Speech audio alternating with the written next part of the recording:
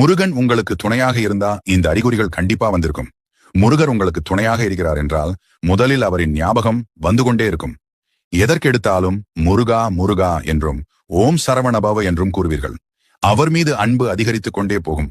அடுத்தாக வேல் சேவல் மயில் இதெல்லாம் பார்க்கும்போது உடனே முருகர் ஞாபகம் வந்துவிடும். அது மட்டுமில்லாமல் வேல் சேவல் மயிலை அதிகமாக பார்த்து கொண்டே இருப்பீங்க. முருகனுக்கு உரிய சிறப்பான நாள் வருகிறது என்றால், அந்த நாளை நீங்கள் ஏதோ ஒரு காரணத்தினால் மறந்துவிட்டீர்கள் என்றால், அன்றைய தினம் உங்கள் மனதிலும் கண்களிலும் முருகனின் உருவப்படமோ முருகர் சம்பந்தப்பட்ட பொருட்களோ உங்க முன்னாடி வந்து ஞாபகப்படுத்தும். இது மாதிரி உங்களுக்கு நடந்திருக்கப்ப போய் காலண்டர் பாத்தீங்கன்னா அன்னைக்கு முருகருக்கு உகந்த நாளாக தான் இருக்கும். விசாக நட்சத்திரம், கிருத்திகை, செவ்வாய்க்கிழமை, சஷ்டி இது மாதிரி ஏதோ ஒரு நாளாக இருக்கும். நீங்க ஒரு கஷ்டத்துல இருக்கும்போது உங்களுக்கு உதவி செய்ய ஒருத்தவங்க வருவாங்க. அவங்க பேர் கண்டிப்பா முருகன் பேர்கள் உள்ள ஒருத்தவங்களாகத்தான் இருப்பாங்க. அடுத்து மனசுக்குள்ள ஏதாவது ஒண்ணு போட்டு குழப்பிட்டு இப்ப நம்ம எடுத்திருக்கக்கூடிய இந்த முடிவு சரியா தப்பான்னு குழம்பி தவிக்கும்